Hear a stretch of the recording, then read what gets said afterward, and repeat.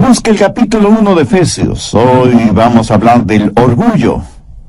Cómo el orgullo pone de manifiesto nuestra depravación y cómo el orgullo precede a la destrucción. Espero que así podamos entender que el orgullo es algo horrible y que busquemos más bien ser humildes. El problema es que mucha gente no entiende la genuina y bíblica humildad. Creen que humildad es tener un complejo de inferioridad y pensar que no son nadie. Mi amigo, eso no es cierto. Usted es alguien que necesita desarrollar el potencial que Dios le ha dado. Necesita entender lo que Dios dice acerca de usted. Necesita saber quién es usted en Cristo. Bien, veamos Efesios 1 desde el verso 1. Pablo, apóstol de Jesucristo por la voluntad de Dios, a los santos y fieles en Cristo Jesús que están en Éfeso, gracia y paz a vosotros, de nuestro Dios el Padre y del Señor Jesucristo. Bendito sea el Dios y Padre de nuestro Señor Jesucristo, que nos bendijo con toda bendición espiritual en los lugares celestiales en Cristo, según nos escogió en Él antes de la fundación del mundo, para que fuésemos santos y sin mancha delante de Él, en amor, habiéndonos predestinado para ser adoptados hijos suyos por medio de Jesucristo, según el puro afecto de su voluntad, para alabanza de la gloria de su gracia, con la cual nos hizo aceptos en el amado. La clave para vivir victoriosamente la vida cristiana es el descubrir quiénes somos en Cristo. Muchos cristianos nunca lo descubren. Son como un hombre que tenía un problema de identidad. No sabía quién era y estaba demasiado cansado para averiguarlo. Sabía que la Biblia tiene muchas porciones que tienen que ver con el comportamiento. Por ejemplo, Efesios 6 nos dice que debemos ponernos toda la armadura de Dios y prepararnos para la batalla. O el capítulo 12 de Romanos, que nos dice las cosas que debemos hacer y las que no debemos hacer. O el capítulo 5 de Mateo, con las bienaventuranzas que nos dicen cómo vivir y actuar. Pero quiero que entienda bien lo siguiente acerca del cristianismo. No es una modificación de comportamiento, aunque muchos piensan que sí. Dios no modifica nuestro comportamiento para poder cambiarnos. Dios nos cambia para que modifiquemos nuestro comportamiento. Recuerde que el pecado es un trabajo interno. El gusano no hace un hueco en la manzana para entrar, sino para salir, porque él nació dentro de la manzana. Lo mismo es con el pecado. El pecado sale del corazón del hombre. Por eso Dios trabaja primero en el corazón del hombre. Usted no purifica el agua pintando de blanco el filtro, así como no puede purificar su vida con modificaciones externas. Hacerlo así es estar practicando el legalismo, y eso es mortal. En Efesios 1, Pablo nos dice quiénes somos, y esto es primordial entenderlo. En los capítulos 2 y 3 nos dice cómo es que llegamos a ser lo que somos en Cristo. Y en los capítulos del 4 al 6 nos dice cómo vivir porque estamos en Cristo. Y siempre es así el método de Pablo. Primero da una porción doctrinal, lo que somos y cómo llegamos a hacerlo. Segundo, cómo vivir de acuerdo a lo que somos. Primero trata con el ser y luego con el hacer. Ahora, si usted comienza con el hacer en vez del ser, si usted no entiende lo doctrinal y sencillamente comienza en lo práctico, será un legalista. Y se sentirá frustrado porque estará viviendo en contra de una identidad que no tiene ni en su mente ni en su corazón. Jesús dijo que conoceríamos la verdad y que la verdad nos haría libres. O sea, es la verdad la que nos libera. Y la verdad es lo que Dios dice. Y la máxima verdad está encarnada en el Señor Jesucristo. Escúcheme. La verdad no puede liberarle hasta que la conozca. No importa cuán verdadera sea la verdad, no importa cuán maravillosas verdades hay en la Biblia, No habrá ninguna libertad hasta que usted conozca esas verdades. Usted debe conocer lo doctrinal antes que pueda llevarlo a la práctica. A los bebés elefantes, desde que son pequeñitos, les ponen una cadena en la pata de atrás, y esa cadena está asegurada en una estaca clavada profundamente en el suelo. El elefantito trata de liberarse de esa cadena y no puede. Lo trata infinidad de veces, pero la estaca que sostiene la cadena está bien segura en el suelo. Y con el paso del tiempo, el elefante sabe que no podrá zafarse de esa cadena. Y en los circos, usted ve a esos enormes elefantes sujetos por una cadena asegurada en una estaca que apenas está enterrada 15 centímetros en el suelo. El elefante con su tremenda fuerza podrá romper esa estaca como si fuera un palillo de dientes y liberarse, pero no lo hace. ¿Por qué? Porque en su mente recuerda que en el pasado trató miles y miles de veces de romper esa estaca, pero no pudo hacerlo. Así que ahora en el presente ni siquiera lo intenta. Lo que él cree no es la verdad. Piensa que esa estaca lo detendrá, lo cual no es cierto. ¿Sabe? La verdad que puede hacerle libre, o sea, sacar la estaca enterrada en el suelo, pero no sabe que podría sacarla sin mayor esfuerzo, y vive encadenado, en vez de vivir como lo que realmente es. Vive de acuerdo a una percepción errónea, y es esa percepción la que en realidad lo mantiene encadenado. Muchos cristianos no entienden la verdad. No saben lo que son en Cristo. Nunca han entendido su propia imagen. No saben lo que tienen en Cristo, por lo tanto no conocen la verdadera libertad. Han bloqueado sus mentes espiritualmente y se dicen: ay, no puedo hacerlo, no puedo liberarme, no puedo tener éxito, estoy encadenado a este hábito, estoy encadenado al fracaso y al limitado conocimiento. Mi amigo, eso no es verdad. Pero si creemos que lo que creemos es verdad, terminará siendo verdad en nosotros. Muchos cirujanos especializados en cosmetología plástica dicen que muchos de sus clientes, aún después de una exitosa cirugía plástica, se ven a sí mismos deformes físicamente. Voy a compartir con usted 3 cosas para que tenga una positiva autoimagen, para que comprenda lo que Dios dice acerca de usted. Esto le dará una saludable autoimagen y hará resaltar en usted la verdadera humildad. Primero, reconozca su justicia. Efesios 1:1. Pablo, apóstol de Jesucristo por la voluntad de Dios, a los santos y fieles en Cristo Jesús que están en Éfeso. Si usted está en Jesucristo, si le ha recibido como su Salvador en forma personal, si ha sido bautizado por el Espíritu Santo y pertenece al cuerpo de Cristo, si usted se ha arrepentido de sus pecados y por fe ha confiado en Jesús, usted, mi amigo, mi amiga, ya es salvo. Y no solo eso, usted es un santo, aunque usted no lo crea. La jerarquía de la Iglesia romana escoge a ciertos individuos, hombres y mujeres, que han logrado ciertas cosas en sus vidas religiosas y los canoniza. O sea, los declaran santos y santas. Escuche, nadie me puede hacer un santo, porque ya lo soy. Usted está escuchando a San Adrián. Y no lo estoy diciendo con arrogancia o por vanidad, sino porque es verdad. Y no lo digo yo, la palabra de Dios lo dice. Y si usted es ya salvo, usted también es un santo o una santa.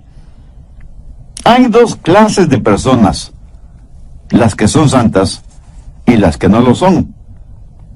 Y usted y yo, o somos lo uno o somos lo otro. Ahora, ¿qué significa la palabra santo? Pablo llama a todos los creyentes en Éfeso santos. Significa una persona la cual Dios ha justificado y la ha apartado para sí mismo. Y alguien me dirá, el pastor Rogers, yo no soy tan santo. Escuche, o se es santo o no se es. Nadie puede ser medio salvo o medio santo. El ser medio salvo es estar totalmente perdido. Otros, tratando de aparentar humildad, dirán, yo no creo que debo llamarme un santo. Permítame decirle lo que la humildad es. Humildad es aceptar lo que Dios dice acerca de usted. Y Dios dice que si usted es un santo, usted es un santo, ¿no le parece?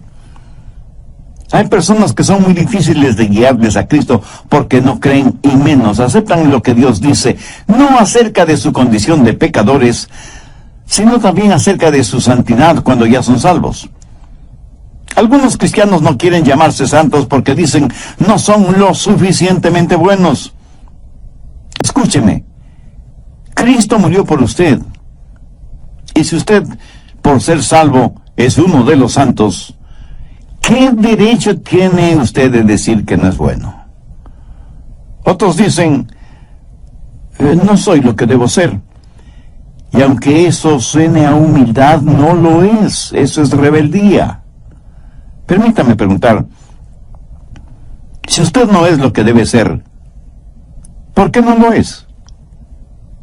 ¿Piensa que Dios aceptará eso como una excusa? Dios le llama santo. Y si usted pregunta, pastor, ¿eso quiere decir que debo ser impecable? No. Nadie puede ser impecable, solo Jesús. Pero usted sí puede ser sin mancha.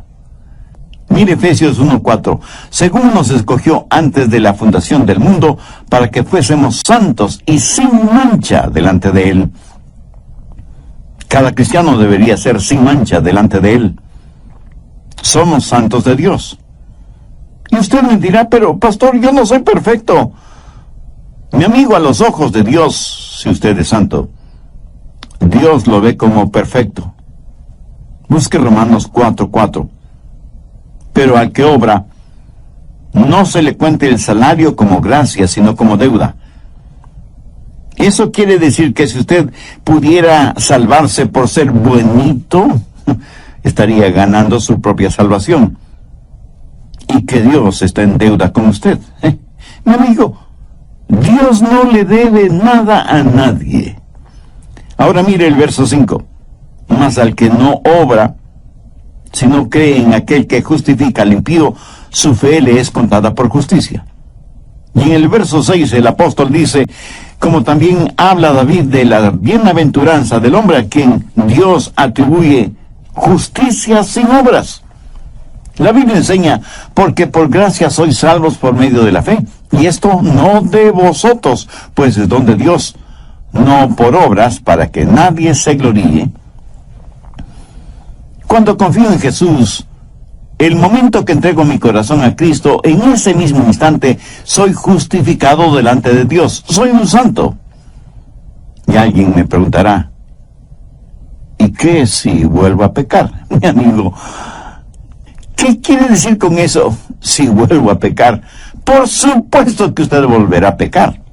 Todos pecamos. No hay ni una sola persona entre los miles y miles que me escuchan que no haya pecado.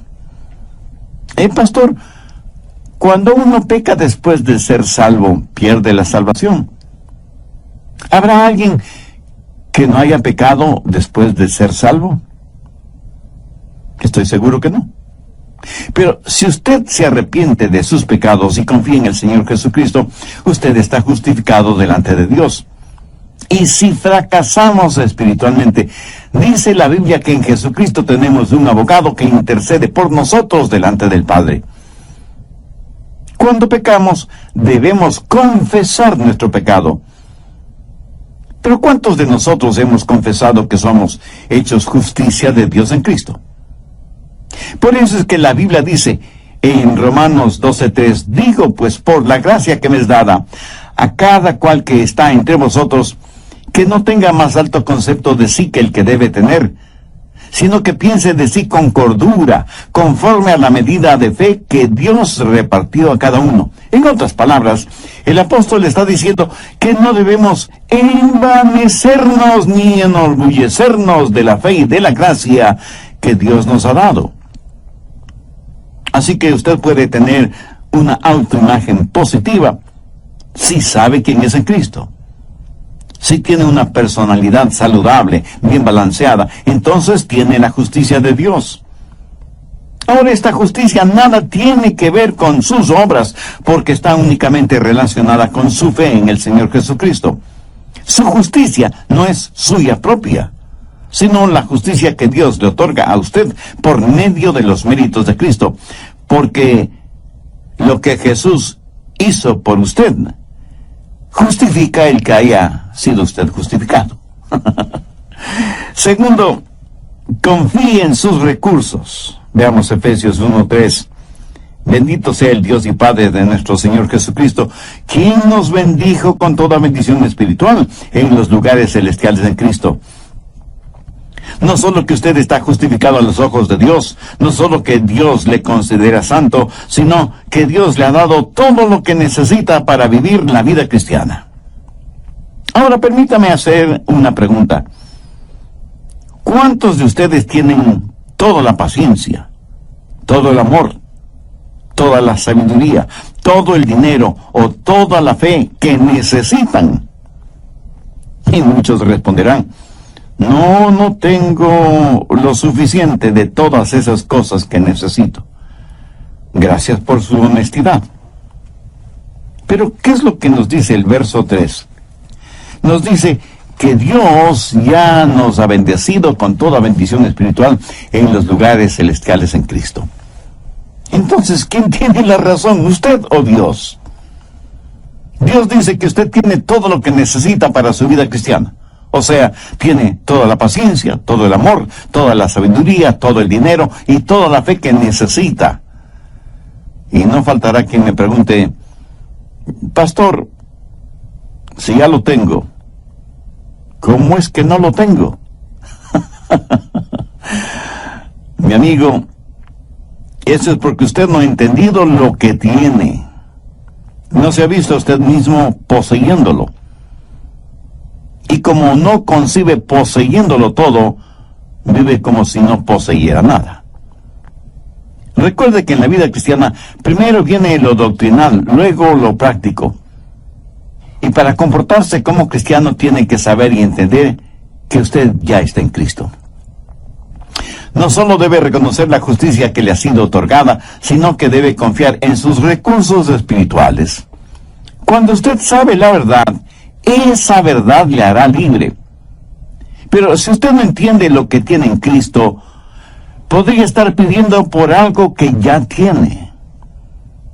Ahora recuerde que Dios nunca le pedirá a usted algo que Él mismo no le haya dado. Todo lo que Dios demanda de nosotros es porque ya nos lo ha dado. Y de acuerdo a Efesios 1:3, Dios ya nos ha bendecido con toda bendición espiritual en los lugares celestiales en Cristo. ¿Está usted gozando de esas bendiciones? Creer en lo que Dios dice es mucho más importante que lo que usted piensa.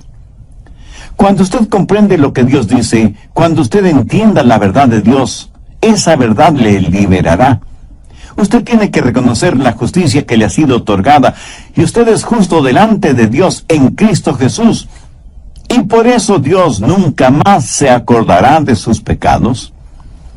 Sin embargo, eso no significa que Dios no le disciplinará si es que usted desobedece.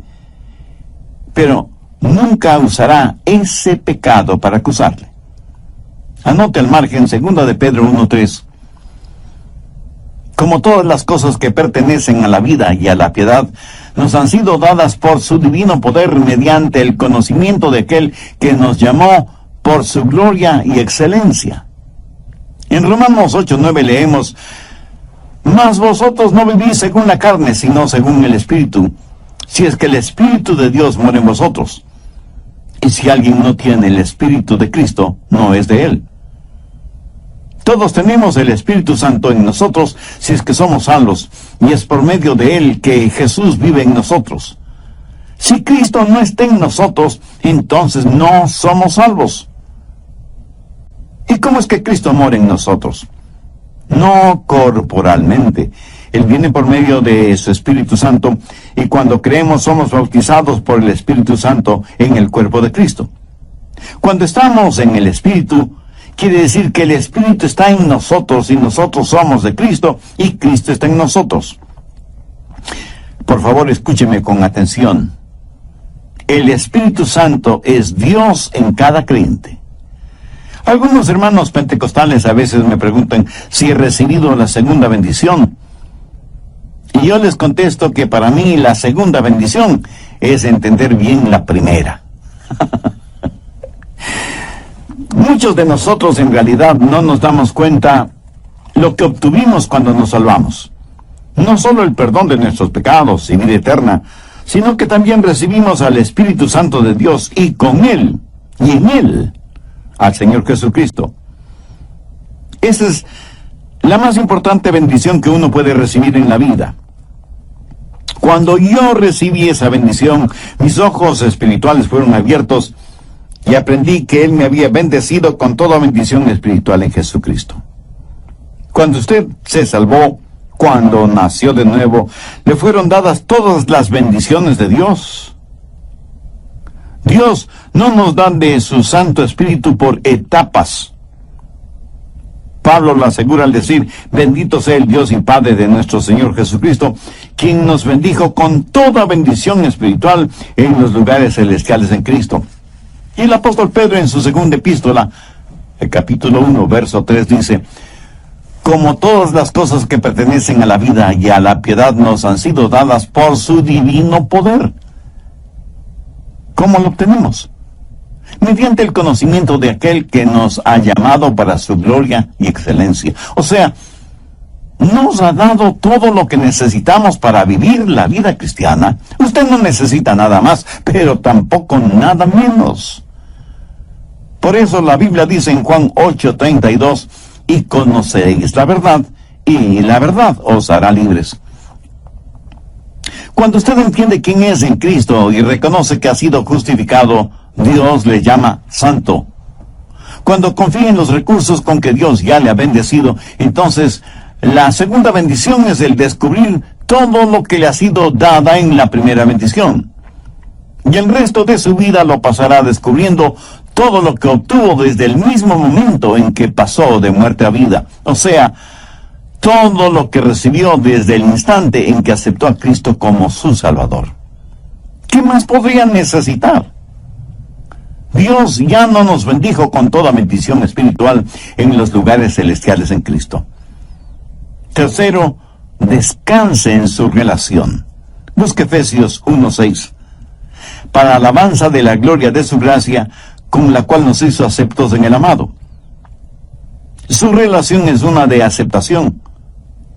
No solo en que usted ha aceptado a Cristo, sino que Él le ha aceptado a usted. Mire esa frase, en el amado. Es una referencia directa al Señor Jesucristo. Por lo tanto, lo que es cierto acerca del Señor Jesucristo es también cierto acerca de usted.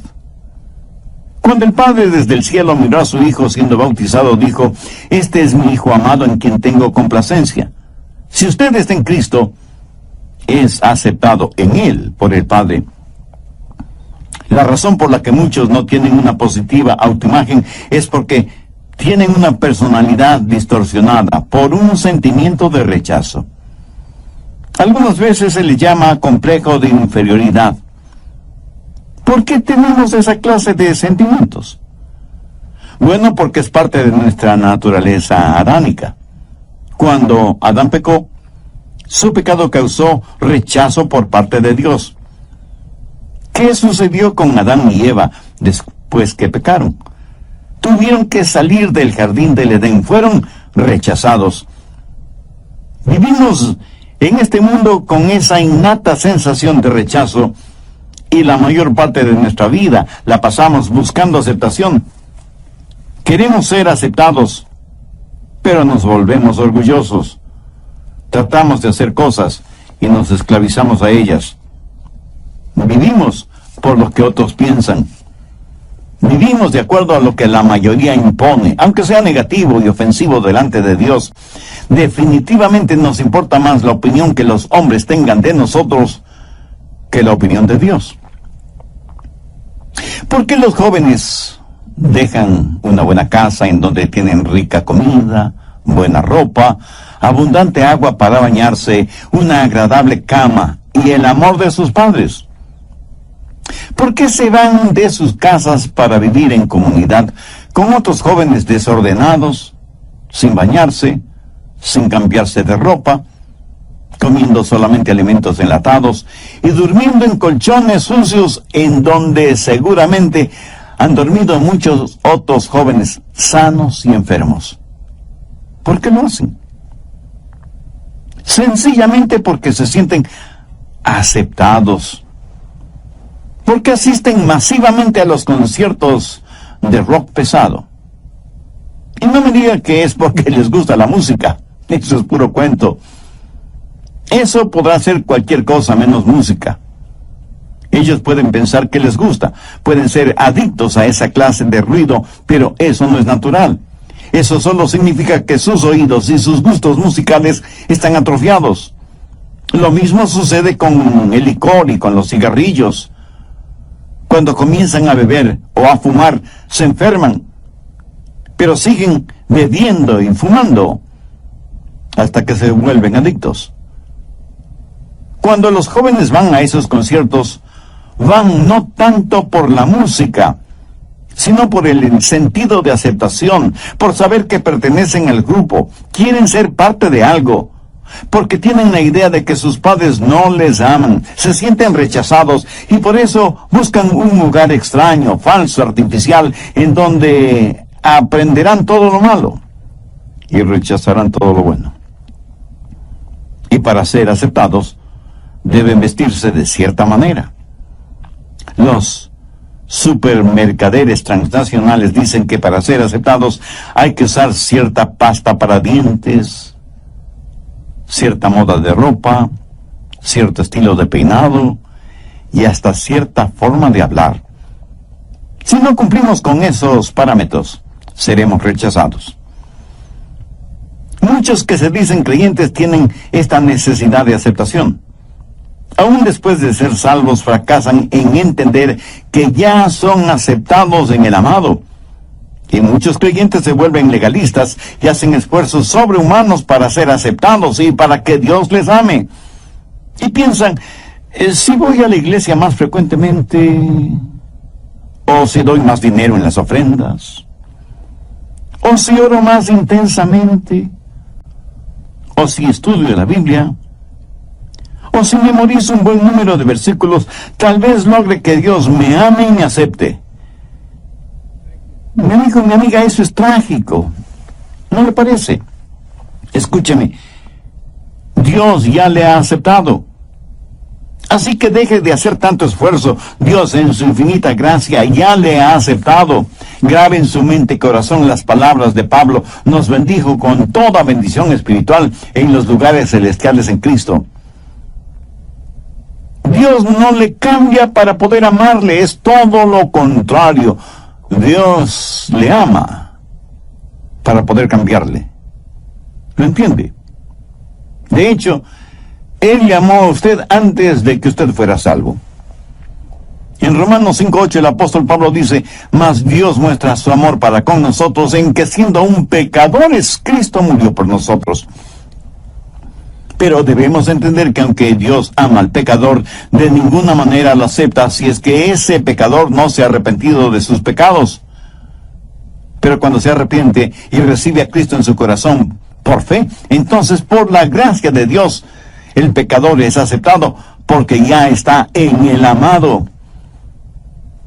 En el Antiguo Testamento se relata la historia de Mefiboset, hijo de Jonatán. Y Jonatán habían hecho un pacto de sangre basado en el amor que se tenían, para tener comunión mutua, pelear las batallas del uno y del otro, y compartir todo cuanto tenían. Este pacto cubría también a los hijos. Y Jonatán tuvo un hijo, Mefiboset, que era heredero al trono si es que su padre, Jonatán, heredaba el trono de Saúl, rey de Israel, padre de Jonatán y abuelo de Mefiboset. Pero Saúl y Jonatán murieron, y David fue ungido como rey de Israel. Por el temor de que David como rey quisiera eliminar cualquier vestigio de la descendencia de Saúl, una comadrona tomó al pequeño Mefiboset para ocultarlo, pero al correr con el niño en sus brazos tropezó y cayó.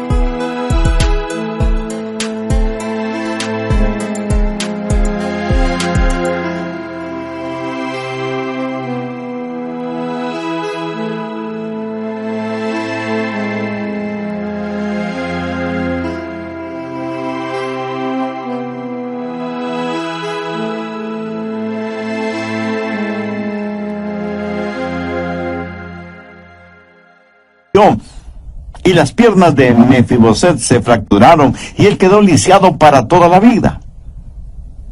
La mujer llevó al niño hasta un pequeño pueblito llamado Lodebar, en donde Mefiboset creció temiendo y odiando a David.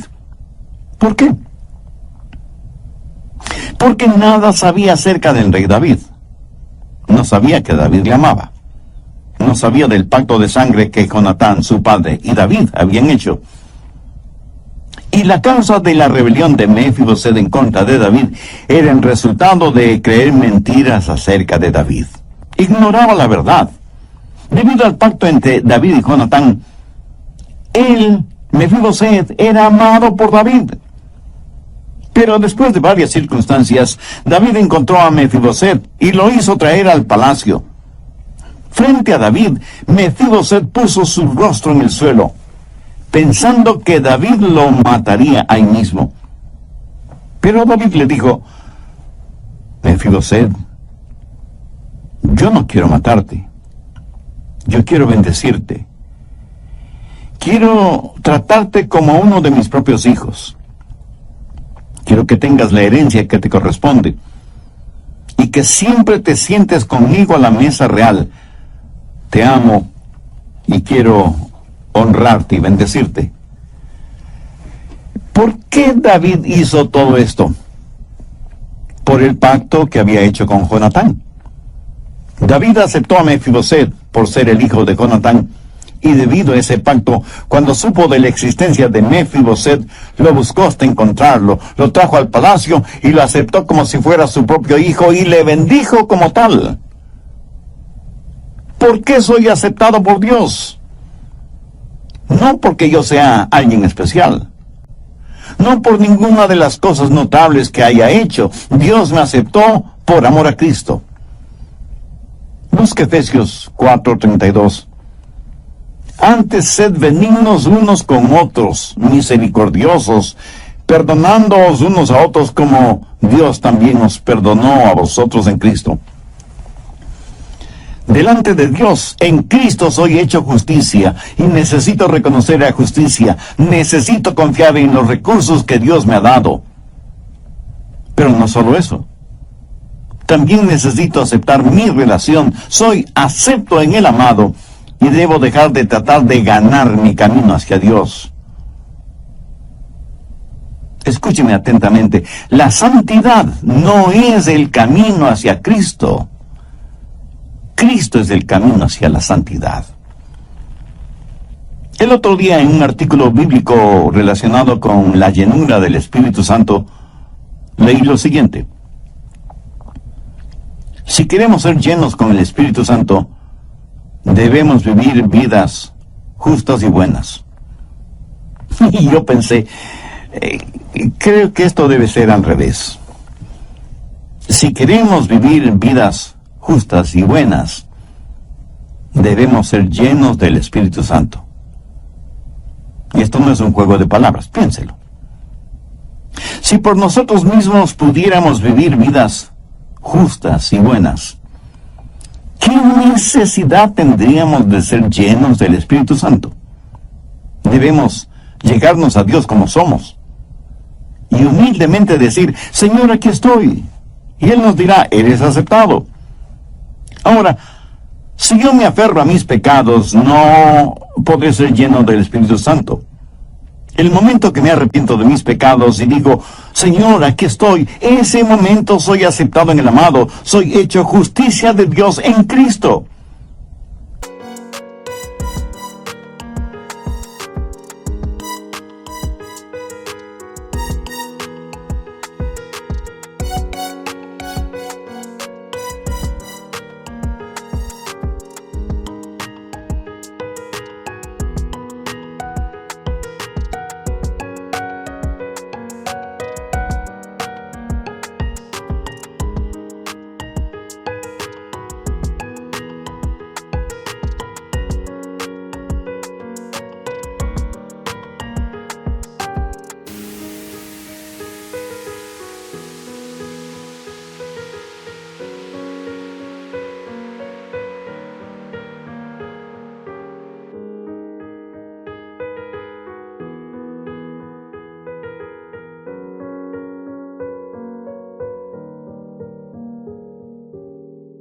Recuerde que Dios no nos cambia para poder amarnos, sino que nos ama para poder cambiarnos.